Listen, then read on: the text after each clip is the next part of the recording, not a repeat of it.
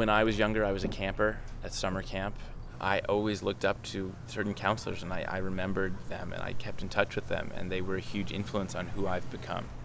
When I was growing up, I turned to counselors for my questions, for advice, for counseling. It's a great opportunity that I get to be that person for these kids now, so I get to help them through their issues and provide my small insight into their lives.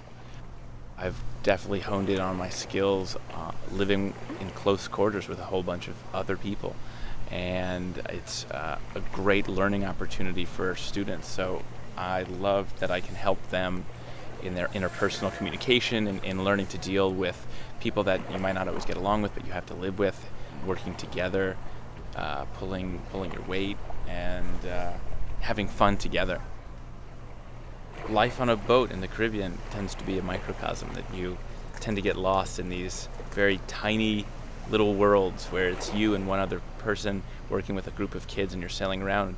But despite that, working for Sail Caribbean impacts the way I work with anybody, anywhere, not on a boat, not just in the Caribbean.